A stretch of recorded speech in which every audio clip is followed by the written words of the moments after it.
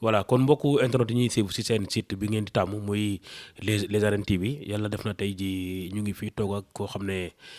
xam naa waa làmb mën nañ ko bañ a miin waaye association bi ñuy wax association des médecins sportifs bu fii au Sénégal moom moo ko jiite muy docteur Babacar Ngom nekk aussi koo xam ne macha allah ci làmb ji mu ngi ciy bëgg a yàgg parce que liggéey naag écurie Fass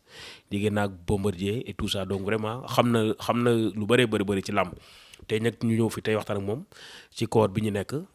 naka la sportif de façon générale waaye nag naka la mbër en particulier war a comporté woo ci weeru koor ak yooyu donc loolu mooy suñu ay tànk tey ñu ñëw nuyu par exemple ñi njëkkee mooy nuyu docteur ñu ngi lay nuyu. waaw maa ngi lay fay Ndour di la ziar di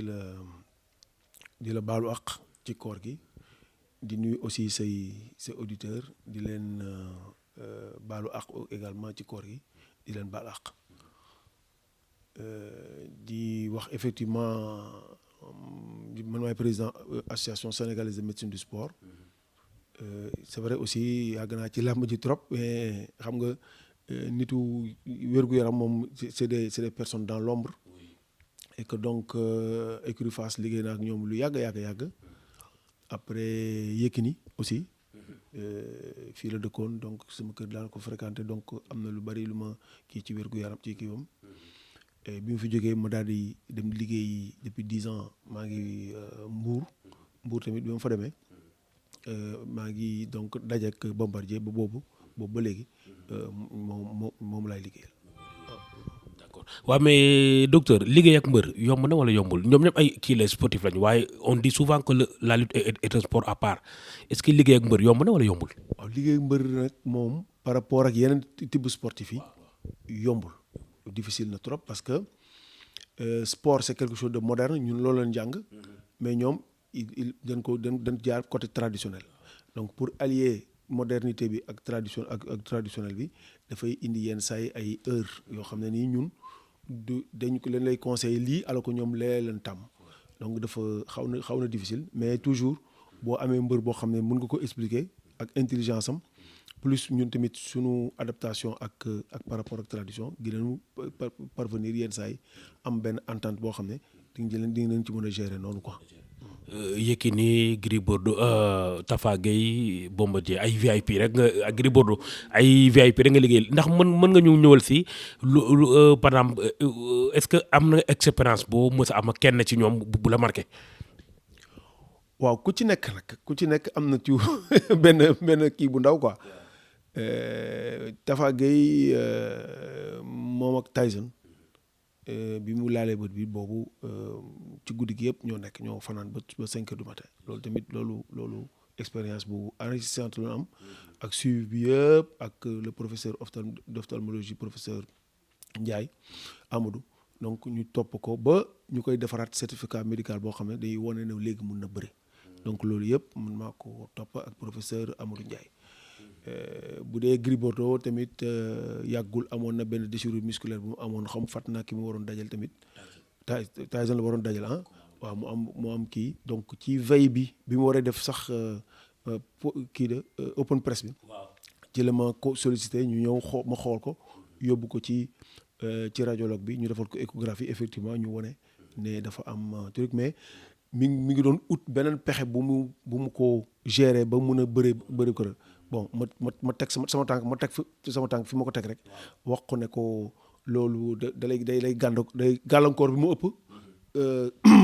kii bi point négatif yi waaw mu ëpp point positif yi ba man ak Tafa Gueye ak y avait un karatéka un de ses un ancien kii moo di Ali Ndiaye ñun 3 ñoo jëm convaincre ko ba mu nangu daal di renvoyer combat bi loolu aussi ci expérience bi am Yékini aussi moom amul kii anecdote bu truc sauf que mais loolu sore woon na combat si benn sibiru boo xam ne nii combat bi quand même waroon nag nekk dans 3 semaines voire 1 mois ñu gérer ko ba yàlla def mu génn ci combat boobu bu dee Bombardier moom moom dañoo daje par hasard parce que dafa ñëw jàmbaar di entraîner man ma nekk médecin jàmbaar ñu daje fa ñu gisante saafante mu dellu si ne ma ak son frère bi décédé ndeysaan Pape Dia sollicité ma pour certificat d'aptitude période bi ma koy defal certificat d'aptitude fekk mu daan dafa mu daan Balla Gaye dafa naa daan na ma dootuma la bàyyi nag comme dig nga ma dootuma la bàyyi donc moo tax boobu ba léegi même bu combat yi muy def à l'extérieur MMA yi man maa koy defal certificat d'aptitude électrocardiogramme ak yooyu yëpp ba mu jigéen mais moom bu gañee ak bu ñàkk gañee yëpp c'est la même personne donc loolu moom moo marqué ci moom quoi voilà. merci beaucoup mais balaa ñoo jàll foofu tamit ñu ñëwaat si les blessures docteur xaw na récurrent fan yii trop gis nga Modou Lo Gora Sock ba bëri na dem ba une semaine 2 semaines d'un combat nga blessé loolu en tant que médecin sportif noo ko mën a expliquer est-ce que war na mën a am. waaw xam nga blessure sportive moom ñoo ànd moo tax ñun ñu créé sax ñu créé la branche de médecine du sport bien sûr c'est vrai que li ci ëpp dañuy jéem a gérer athlète bi ba du am blessure mais mbër yi le plus souvent aussi seen planning bi leen di tegal pour que duñu am blessure duñ ko faral di topp ndax seen xër du dëgg léegi boo xoolee aussi bien dans tous les sports c'est beaucoup plus violent c'est beaucoup plus physique c'est beaucoup plus rapide donc ça s'explique que effectivement ñoom comme dañu am ay habitudes traditionnelles boo leen tegalee loo xam ne nii day fànq lii day leen di gën a day duñ ko topp à 100% moo tax blessures yi gën a récurrent il y a aussi que il y a ce qu'on appelle le réchauffement planétaire àddina bi day gën di tàng tout le temps loolu day am gàllankoor aussi si effectivement si seen wér-gu-yaram. mais je veux dire mooy est-ce que médecin mbër mi bu toppee li mu war topp dëgg am échafaudage médical est-ce que bu demee ba des une semaine deux est-ce que war na mën a def ay exercices yu koy mën a indi ay blessures. loolu laay wax effectivement loolu la xam nga yenn saa yi aussi dañuy ñàkk staff médical c'est-à-dire que bu leen di topp au jour le jour malheureusement. da leen di tegal plan rek après jox leen confiance ne gi leen ko topp mais en son absence mën nañ def loo xam ne effectivement bokkul ci programme bi ndax seen xër donc te mbër tamit yenn saa yi même boo présenté nga bëggul ko yenn kii dana non il faut que ma def parce que ñoom loolu leen yàgg def donc yooyu yëpp xëccoo yu xaw a ndaw yooyu gën a tax effectivement parfois ñu am ay gàllankoor c'est vrai que boo entraîné ba kii à une semaine vraiment récupération rek moo fi des waaw mais waroo am normalement blessure mais gis nga ko ñoom dañuy kii ne xam naa seen xel moo dul dal rek pour ci yenn si seen condition physique ñu ne xaar ñu yokk d'un palier malheureusement la blessure survient. alors corps ak nit ki de façon générale organisme ak corps balaa ñu ñëw si sport ak corps ak yooyu ni toog di lekk pendant 11 mois yàlla ne la 1 mois bii nag da ngay toog doo ko lekk loolu rek ci wàllu wér-gu-yaram déjà balaa ñëw si sport yooyu lan lay def nit. waaw alors corps rek sur le plan bu dee nit simple rek bu amul activité enfin activité sportive bien sûr lu am solo la ci nit am na yoo feebar yu bari sax yoo xam ne dañ lay préconiser corps moom lay wax le jeûne intermittent tubaab bi yeeg américains yi ñëpp dañ koy def parce que le surplus de graisse bi nga am wala le surplus de sucre bi nga am corps mun na ko réguler wàññi ko ba nga nekkaat nit ku normal même bu fekkee ci biir corps gi bu fekkee ne amuloo assez de sucre sax te nga am benn activité bu ndaw boo waree turik sa graisse mooy jël transformé en sucre parce que da nga koy denc ci foie bi sous forme de glycogène mooy génn ñu toj ko mu nekkaat sucre nga utiliser ko comme ça ngay wàññi ça veut dire que corps gën a tax nit ki ay graisse am wàcc mais également day tax nga régénérer sa organisme mooy am na ay cellules yoo xam ne dañuy waaj a dañu dee wala ñuy waaj a dee loolu corps da koy jël également éliminer ko indi la yu bees tàq yoo xam ne waaw da ngay bees donc vraiment corps moom lu am solo lu am solo la ci nit. kon loolu mooy corps ak nit de façon générale waaye corps ak le sportif corps ak en particulier le lutteur xam nga toog 1 mois te ci sportif te defoo activité moom nekkul lu gën mais naka la bu corps ñëwee naka la sportif bi naka la mbër mi war a defee ay entraînement am ci corps. waaw alors loolu tamit xam nga dana la activité physique booy tàggat sa yaram ala kulli alin da nga war a lekk da nga war a naan da nga war a lekk lu équilibré mooy sucre bi protéines yi ak lipide bi mooy graisse bi dafa war a am ay pucci nag dafa am pàcc buñ ko jagleel ndox mi aussi dana la loo mën a naan rek naan ko pour sportif bu fekkee ne ki nga xam ne deful sport dana ko 1 litre ak genn wàll mun nga ko naan kii def sport dana ko minimum 3 litres war na ko naan ci bés bi par jour donc nga xool donc sportif ci boppam war na naan bu doy te naan bi dana la da ngay naan avant ngay tàggat sa yaram naan booy tàggat sa yaram ak naan boo paree tàggat sa yaram donc voilà avant pendant et après du dëgg alors donc ça veut dire que boo wooree munoo loolu condition boobu munoo ko matal malheureusement donc il faut que nga xool naka nga koy juguler alors am na ñaari période yoo xam ne ci journée bi di nga ci mën a def sport te doo am gàllankoor bu bari alors benn bi mooy juste boo xëddee ba pare voilà boo xëddee ba pare mën nga def sa sport bu baax xam nga après toute la journée nag nga récupérer ko bu fekkee ne nag dafa ëpp xam naa gën a la sonn ci journée bi wala nga bàyyi ba ñuy waajal ndogu nga def sa sport mais boobu du nekk sport boo xam ne dafay intense di ngay obligé rek après def un petit tour d'entretien pour que heure bu ndogu di jot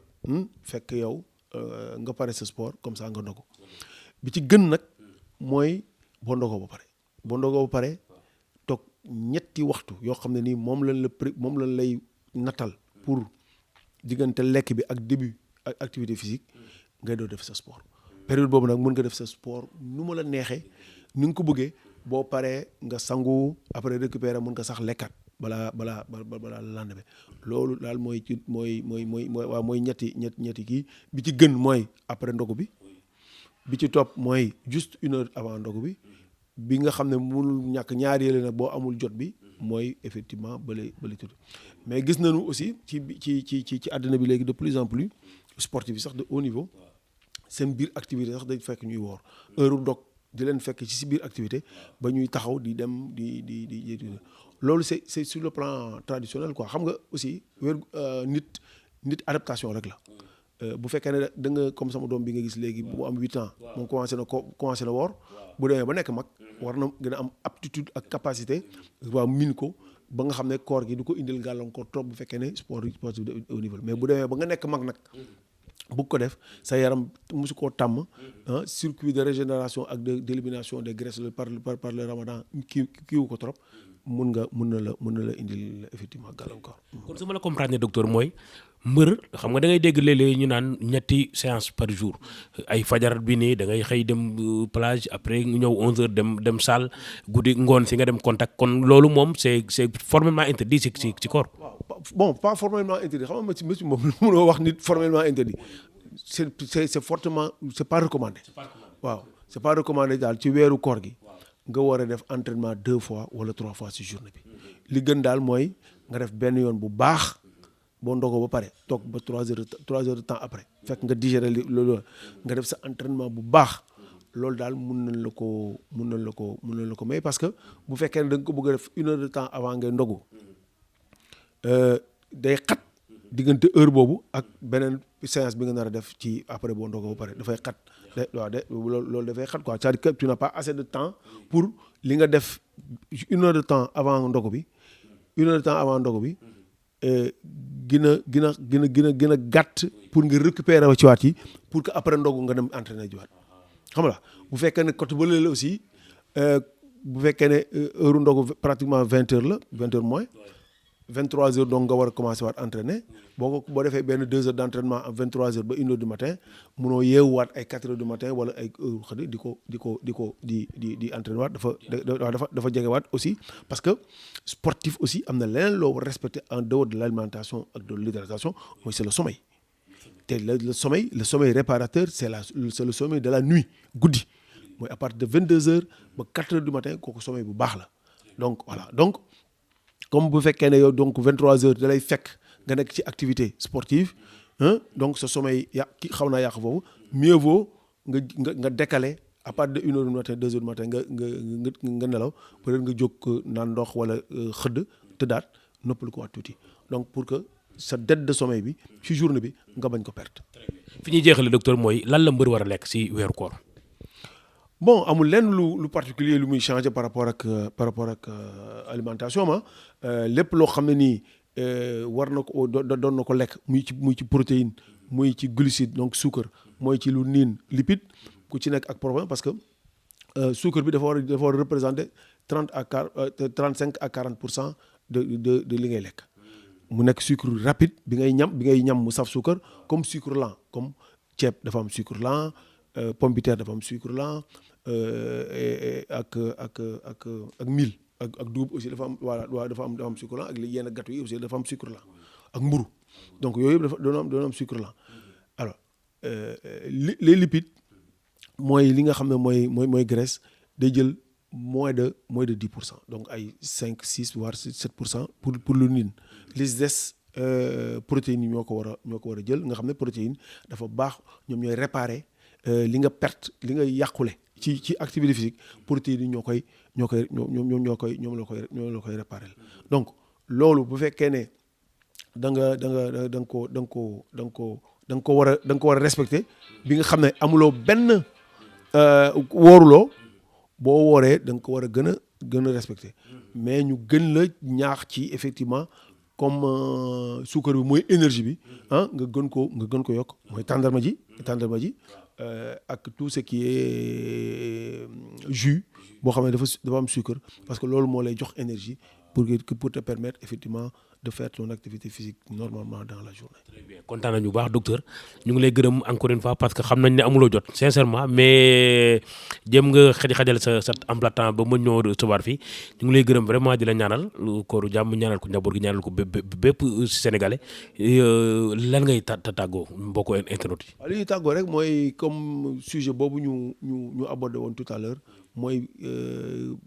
fànq. Blessures yi nga xam ne dañ koy gis muy xaw a bari ci mbër yi di leen ñaax rek ñu topp ci seen staff médical bu ñu mënul topp seen staff médical sax CNG ñun association sénégalaise de médecine du sport désigné nañu docteur Abaska comme médecin du CNG te il a une équipe de médecins équipe de médecins am na ay orthopédistes am na ay nutritionnistes am na ñu bari ñoo xam ne ñu nga fa ay cardiologues ñu mën a dimbali mbër ñoo xam ne équipe boo xam ne amuñu. loolu ñu conseillé leen ci kër donc bu ñu rapproché wu ci ñooñu gën leen jox programme boo xam ne à l'approche de leur combat programme bu intéressant boo xam ne gën a tax du seen blessure yi en tout cas mënuñu ko tere mais du nekk comme pourcentage bi ni mu nekk nii actuellement am na ci solo. merci beaucoup mbokku internet jërë ngeen jëf merci beaucoup.